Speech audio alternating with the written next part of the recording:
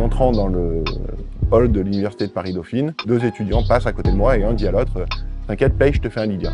Moi, j'en revenais pas, je l'arrête et je lui demande « Mais qu'est-ce que t'as dit ?» Et il me dit « Mais je dis, je te fais un Lydia ». Je lui dis « Mais tu as dit un Lydia ?» Et il me répond « Mais tout le monde dit un Lydia ». Et là, on savait qu'on avait touché un truc extraordinaire parce que moi, je savais c'était quoi tout le monde, peut-être la taille de l'université de Paris-Dauphine et un peu plus, quoi.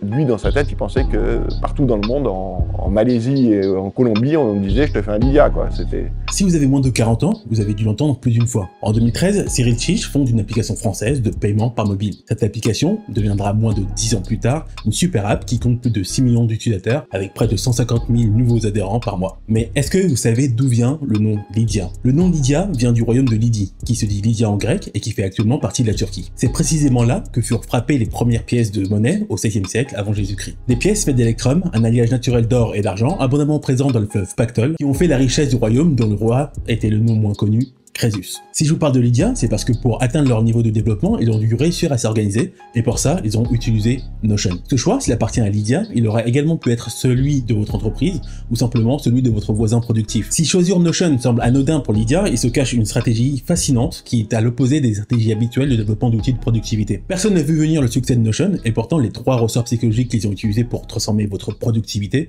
vous les connaissez certainement déjà. Lorsque Notion a été lancé en 2015, l'entreprise a pris le parti de prendre à contre-pied la manière traditionnelle de construire une startup.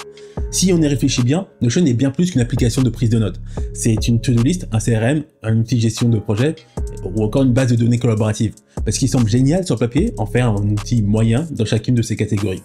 Un des modèles les plus sûrs pour construire une entreprise basée sur des services numériques, c'est de devenir un champion dans une niche particulière pour ensuite faire levier sur cette position et étendre sa proposition de valeur. Imaginez si Facebook s'était lancé dans la forme qu'on lui connaît actuellement, avec ses groupes, sa place de marché, ses jeux, ajoutez-y pourquoi pas un site de rencontre, et tout ça en 2004, alors que la majorité des réseaux sociaux n'existaient pas encore. En règle générale, proposer un outil ou un service qui s'adresse à tout le monde est le meilleur moyen d'atteindre personne. Mais pour les créateurs de Notion, étrangement, ça a très bien fonctionné, parce que leur objectif était bien de réunir plusieurs outils en un. Prenez Microsoft Word, Evernote, Todoist, Asana ou Monday. Si vous essayez de combiner l'ensemble des fonctionnalités de ces outils, vous allez vous retrouver avec une plateforme bancale et extrêmement complexe. C'est précisément pour adresser ces besoins combinés à une simplicité d'utilisation que les cofondateurs de Notion, Ivan Zhao et Simon Lass, se sont reclus à Tokyo pour travailler 18 heures par jour pour designer leur application sur Figma. Ce qui en ressort, c'est la substance essentielle de leur application, proposer des fonctionnalités de base les plus efficaces pour la majorité des outils que Notion est censé remplacer. Comment simplifier un outil comme Microsoft Word? Vous pouvez supprimer la mise en page A4, car les utilisateurs de Notion ne vont jamais imprimer leurs écrits. Vous souhaitez avoir accès à toutes les couleurs de l'arc-en-ciel pour votre texte? Pourquoi faire? 10 suffisent pour faire ce dont vous avez besoin. Ce sont ces choix radicaux, mis bout à bout, qui ont permis de sortir une première version efficace, immédiatement remarquée. Vous savez maintenant pourquoi Notion possède des fonctionnalités et une esthétique si particulière. Mais vous ne savez toujours pas d'où vient cette obsession autour de leur application. Vous trouverez des centaines et des centaines de vidéos autour de Notion, sa philosophie, ses fonctionnalités et des méthodes de productivité associées. Il y a même des chances pour que vous ayez participé à des meet-ups pour échanger uniquement autour de l'outil. Pour comprendre un tel engouement, il faut saisir comment 3 biais cognitifs ont été utilisés comme levier de croissance. Le plus important est l'effet IKEA.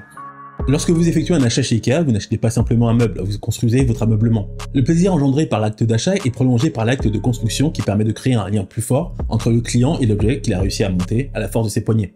De nombreuses études ont montré que les gens attribuent une valeur supérieure aux objets qu'ils ont créés eux-mêmes.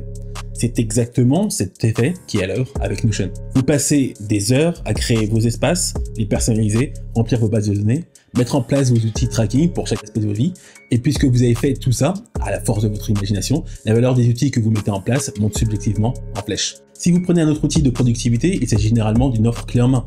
Votre app de to-do list est faite pour que vous puissiez l'utiliser sans configuration. Les champs de votre CRM sont remplis pour correspondre à la majorité des usages. Dans Notion, vous faites de chaque outil le vôtre, en le construisant dès le départ en fonction de vos envies. Quand j'étais petit, je jouais beaucoup au Lego. Et comme tous ceux qui sont passionnés par la construction le savent, le plus intéressant n'est certainement pas le produit fini, mais bien le processus de construction qui demande d'avoir une vision et de mettre en œuvre ses choix. Et même lorsqu'on a terminé sa construction, l'aventure ne s'arrête pas là. On repart sur un processus d'optimisation. Pour les Lego comme pour Notion, l'effet IKEA offre un sentiment d'accomplissement. Ce qui nous amène au second biais cognitif qui rend Notion si addictif.